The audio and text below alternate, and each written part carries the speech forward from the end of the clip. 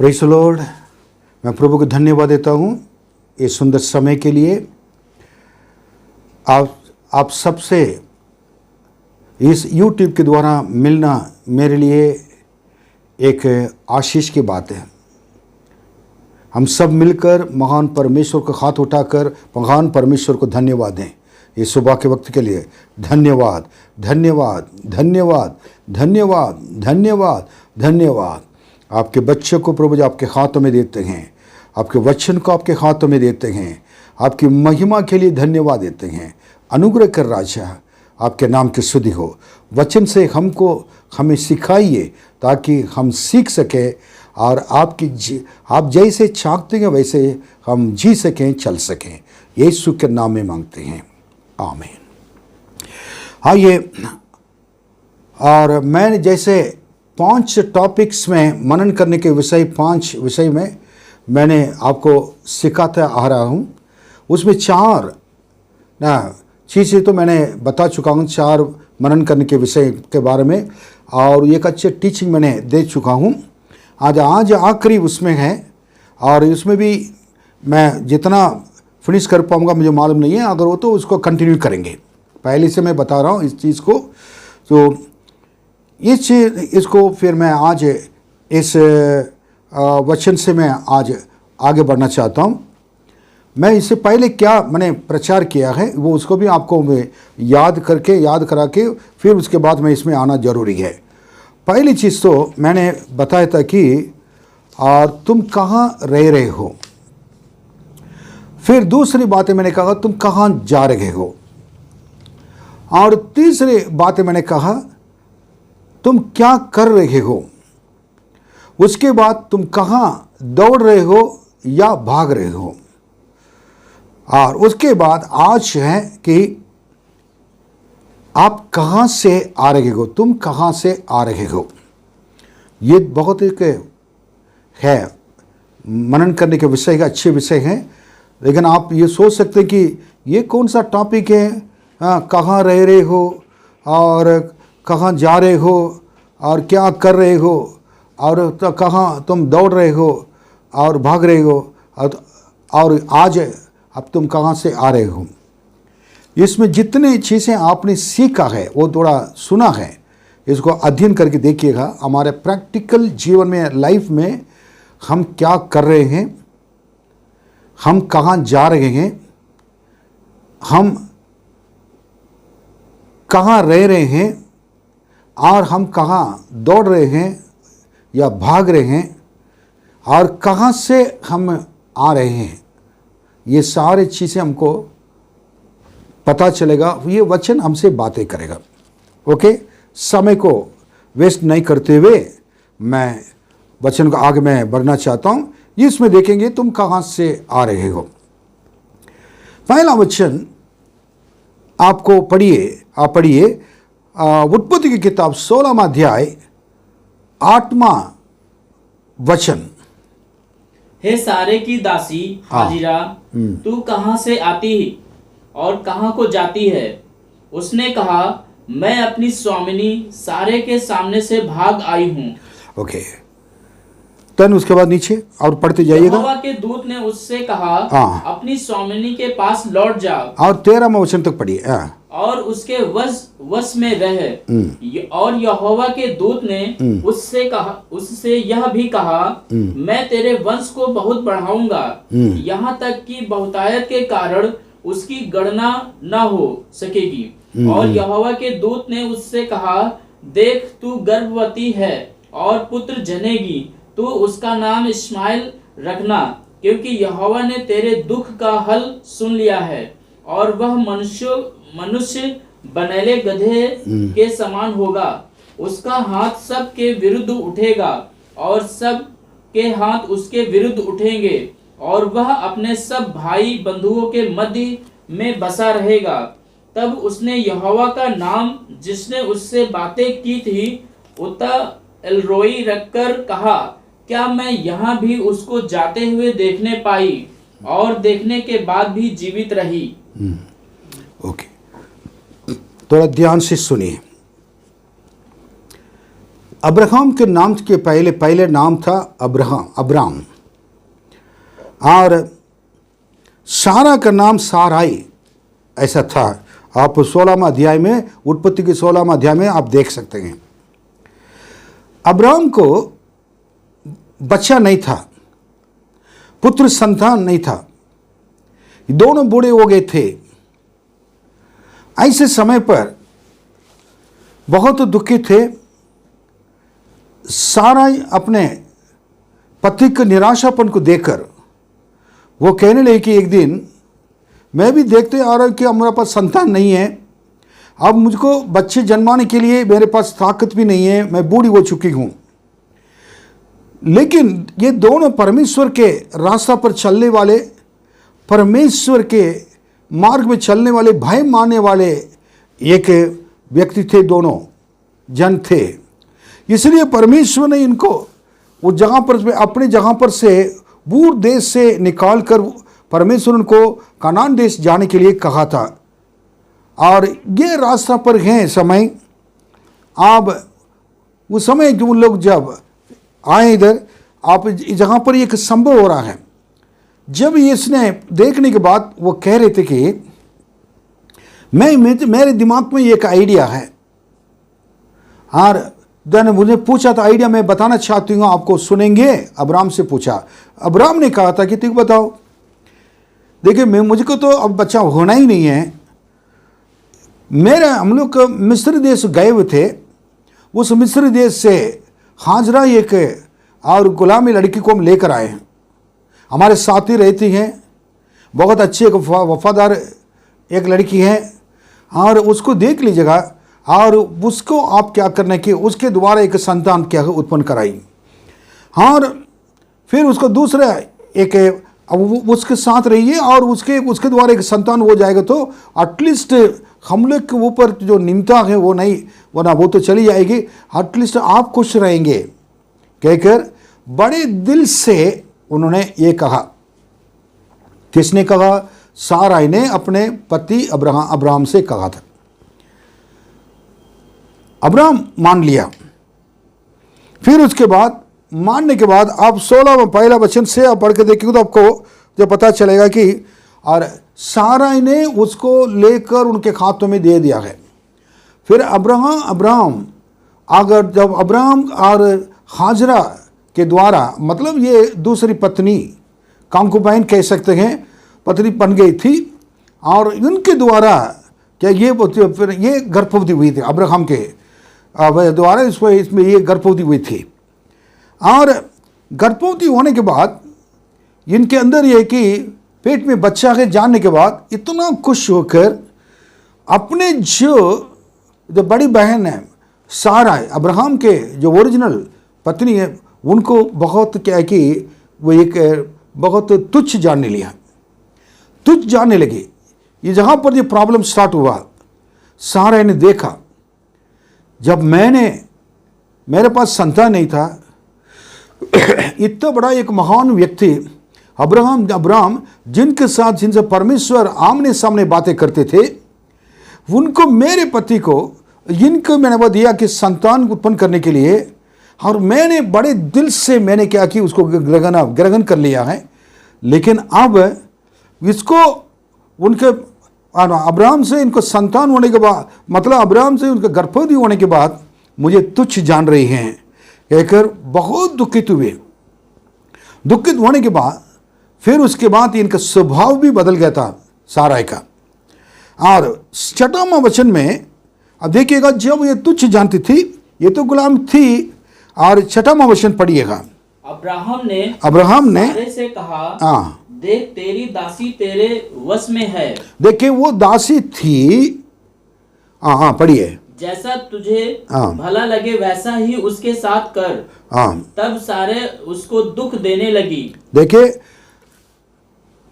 सारा ने अब्राहम से कहा था कि ये बहुत मुझे तुच्छ जानती है, मुझे इसकी वजह से मैं बहुत दुखित हूँ। अब्राहम कभी नहीं चाहता था कि ना सारा हमेशा दुख में रखें, लेकिन जब ये हो गया, ये तुच्छ जान रही हैं अब्राहम की पत्नी को, और अब्राहम से कहने लगी अच्छी बात अब्राम से कही। उसके बाद अब्राम ने बोला, ठीक है देखो, ये तो ये तेरे दासी हैं, तुम्हारे लिए काम करने के लिए लेकर आए, जैसे तुम चाहते हो वैसे करो। कह दिया, जैसा तुम्हारी दृष्टि में अच्छा लगता है वैसे करो। देन वह दृष्टि में अच्छी लगती है करो कहने के बाद सारा एक बाइबल में लिखा है कि सारा ने उसमें क्या लिखा आखिरी में, छठा में, इसमें आखिरी, इसमें तब सारा उसको दुख देने लगी। सारा अब उनको दुख देने लगी। ये पहले सारा के लिए दुख दिया, अब सारा उनको दुख देने लगी और वह उसके सामने से भाग गई। और उसके सामने से भाग गई। सारा इतने दिन से दुख सहकर वो भागी नहीं, बट ये दासी क्या है कि ना उसको दुख थोड़ा सा मिलने के बाद क्या गई, एकदम क्या भाग गई थी। कभी कभी जीवन में बहुत चीज़ें जो होती हैं लोग समझ नहीं पाते हैं। मैं तो कहूँगा कि पहले जब साराई ने कहा था कि हमारे पास बच्चा नहीं है, ये दासी हैं ना, मिस्र देश से लाए हैं और उससे उसको शादी कर लो, अगर कहा, अब्राम ने परमेश्वर से उनको क्या करना चाहिए, मांगना चाहिए था, कहना चाहिए था। और ये चीज को इन्होंने किया था कि परमेश्वर के पास जाकर उन्होंने ये क्या नहीं, ये कहा नहीं। फिर उसके बाद जैसे साराई ने कहा उसको मान लिया उन्होंने। मैं एक बात बताऊं, कभी कभी हम परमेश्वर के बिना परमिशन का, बिना अनुमति का, ना पत्नी ने कहा, पति ने कहा, उनने कहा, उनके सबको सुनो, लेकिन आप जाकर क्या कहा, परमेश्वर के सामने ठहरो, तब मिलेगा। परमेश्वर कहेंगे ये सही है नहीं है। ये जगह पर परमेश्वर की सलाह नहीं लिए थे, उन्होंने क्या कर दिया कि उसे हाजरा के साथ के संबंध रखा था। ठीक है, साराई ने कहा, साराई तो मेन पर्सन, आप ना क्या है कि ठीक है आप इसको क्या करो जिसके द्वारा तुम्हारा संतान हो जाए। लेकिन हाजरा के बारे में इस जगह पर देखते कि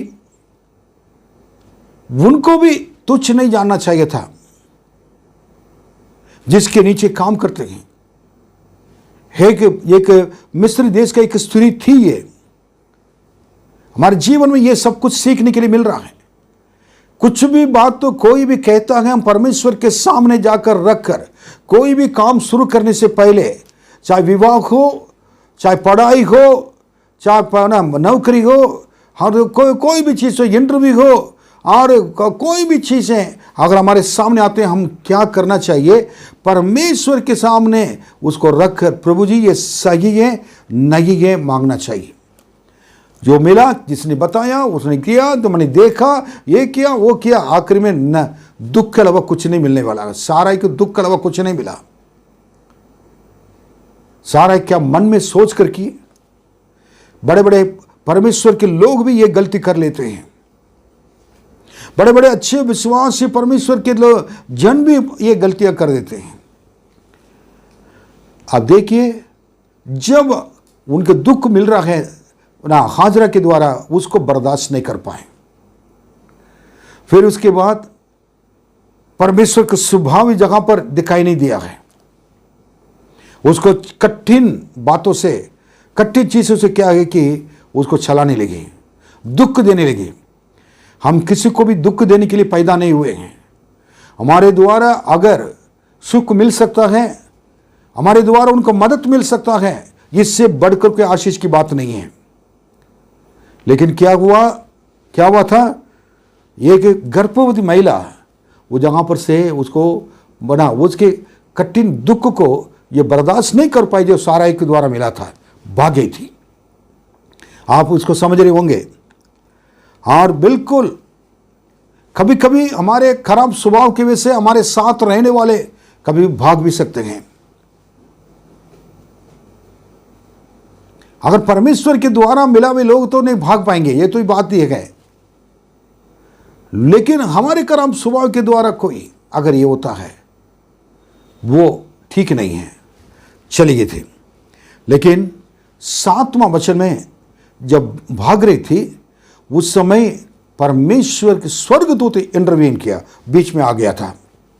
हाँ तब यहोवा के दूत ने उसको जंगल में सूर के मार्ग पर जल के एक सोते के पास पाकर कहा, जंगल जाने के एक रास्ता पे, एक ऐसे रास्ता पर एक सोते के पास परमेश्वर के स्वर्गदूत ने उनसे मिले।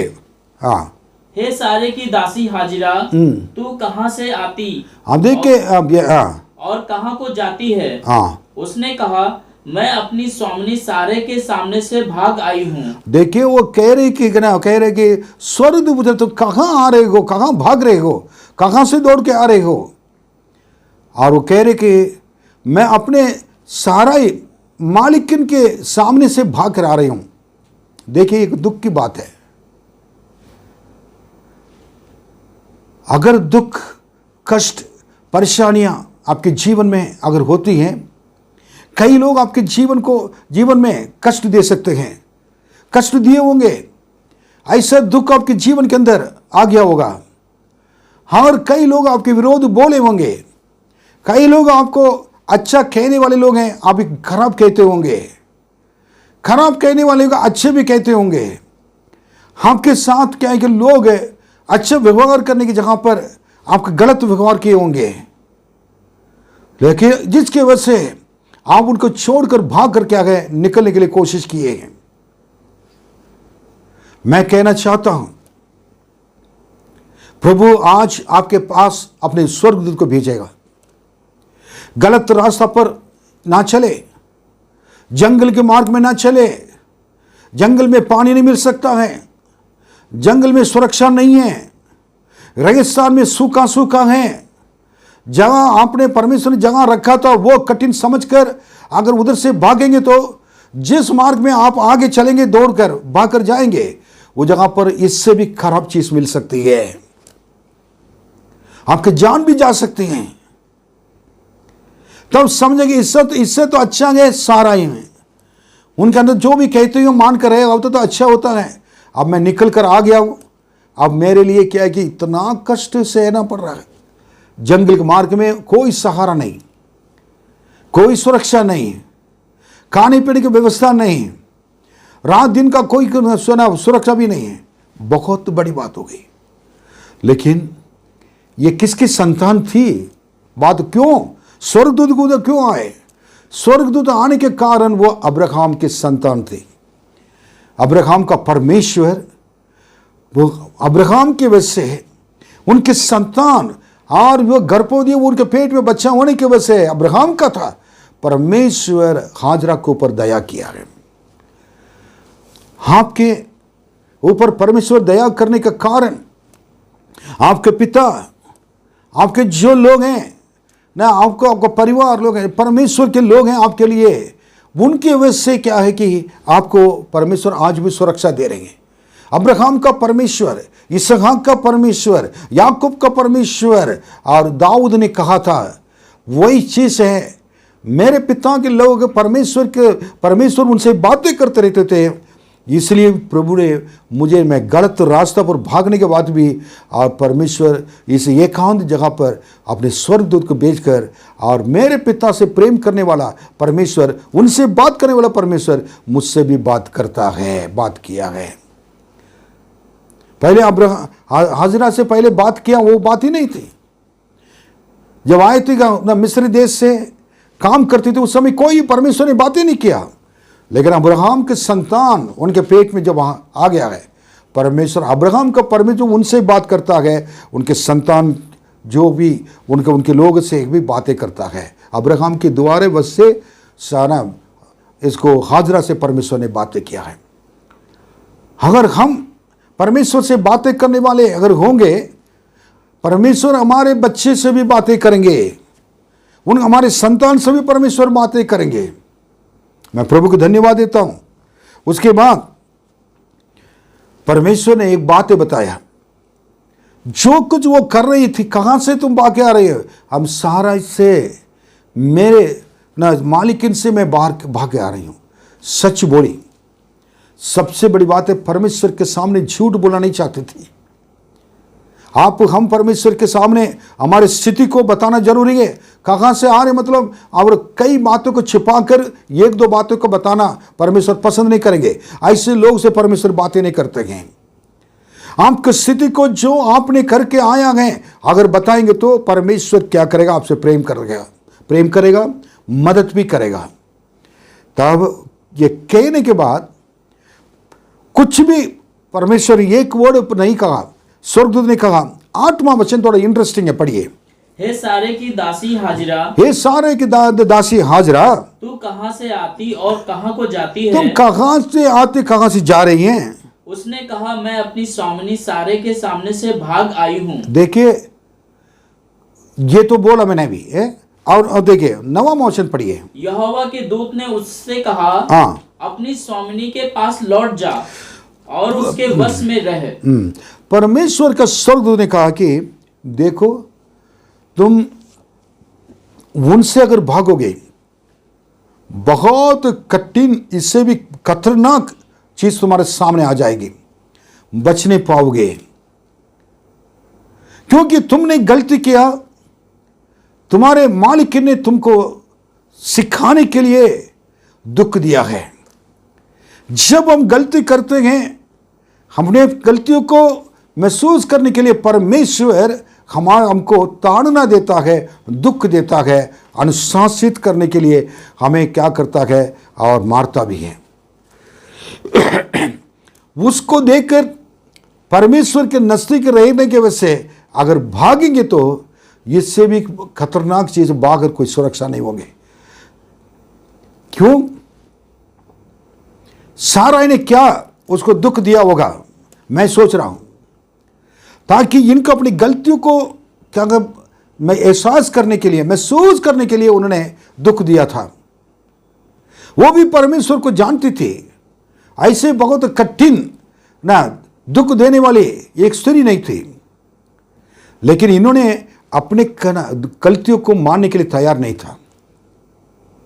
अपने गलतियों को मानने के लिए तैयार नहीं थी। उनके दुख देने के बाद तुरंत माफी मांगना चाहिए था।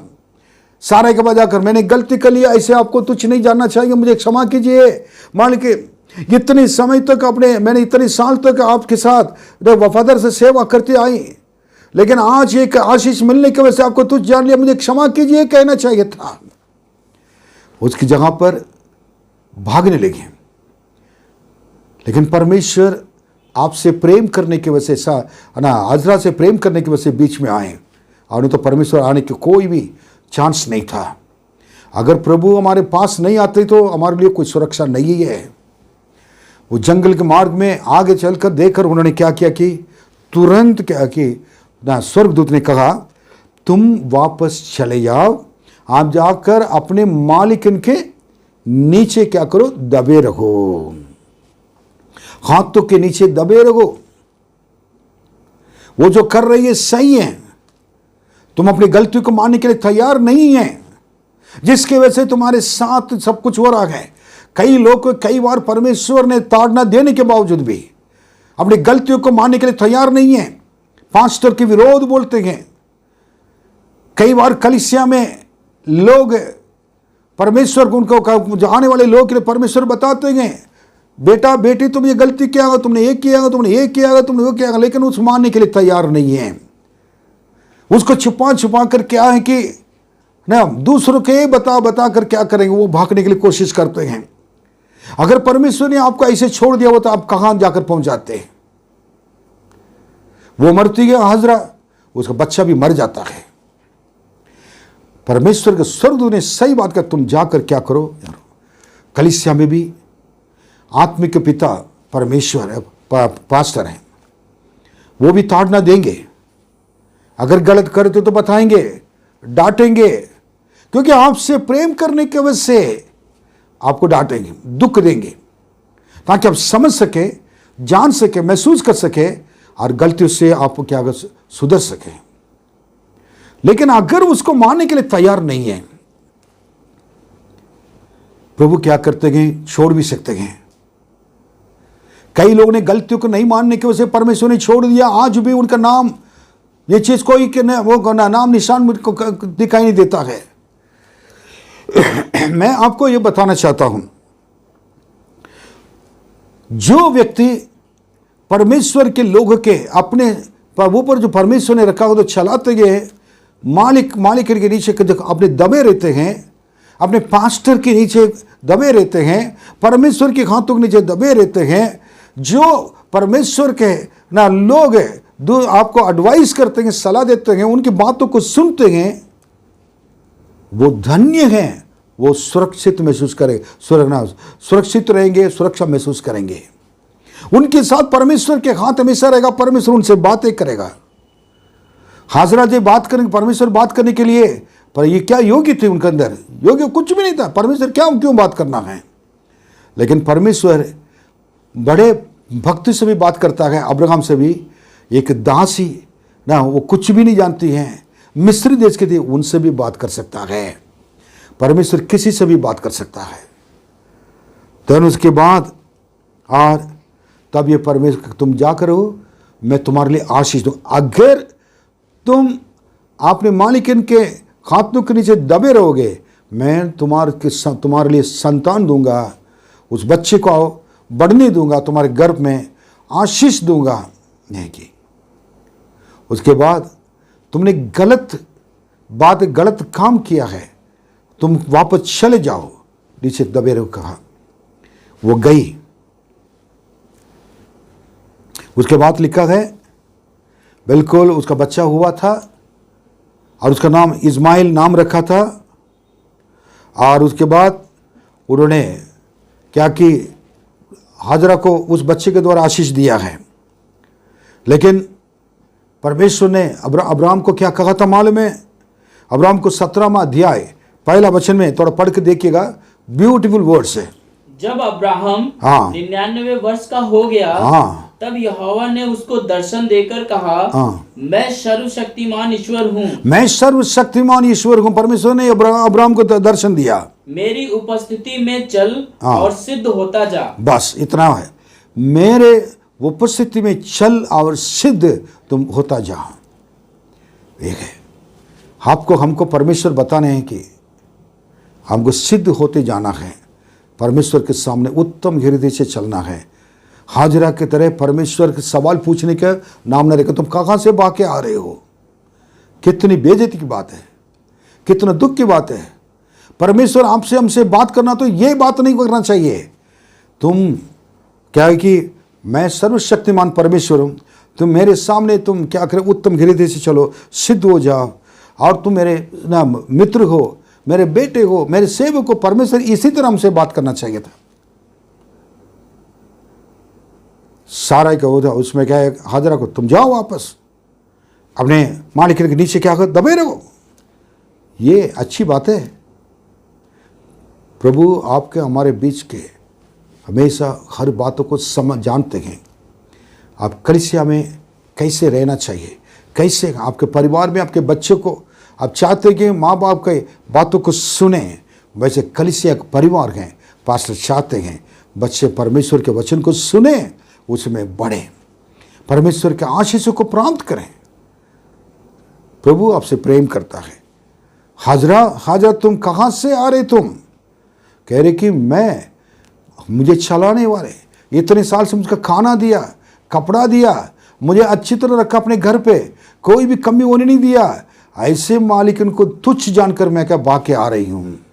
अच्छी गवाही है, अच्छी गवाही है। कोई भी अपना कलीसिया मालिकन का घर छोड़ नहीं सकता है। इतने सालों से वफादार रहे, आगे चल करके एक दुख देने के बाद, दुख को देखने के बाद तुमने गलती किया गए, उसको तुमको डांटने के बाद तुम छोड़कर भागते हो। कितने लोग कलीसिया में पास्टर कोई बात को अगर बताएंगे तो उसको पसंद नहीं करते हैं। आप पसंद करें ना करें कोई बात नहीं है, लेकिन परमेश्वर आपसे क्या कहते हैं ये बात है। हाजरा को तो परमेश्वर ने कह दिया तुम वापस जाओ, वापस गई, एक अनुग्रह है। आपसे परमेश्वर कह पाएंगे? आपके मर्जी के अनुसार छोड़ दिया होता तो आपने निर्णय लेकर आप अपने जीवन को अपने मर्जी के अनुसार चलाते रहेंगे, उसका अंत क्या होगा? आशीष रहित जीवन होगी। परमेश्वर कभी नहीं चाहते हैं। God loves you, my dear brother and sister. God loves you, my dear children. Because you are wonderful in the sight of the Lord. God wants that you should come back. You should not run away from God's presence, from your church, your pastor. You should come back again to the place where you are now, where you were. जहाँ ते दोबारा वापस आकर क्या करना है कि परमेश्वर के पास क्या करे, आ जाए। परमेश्वर आशीष देना चाहता है। ओके,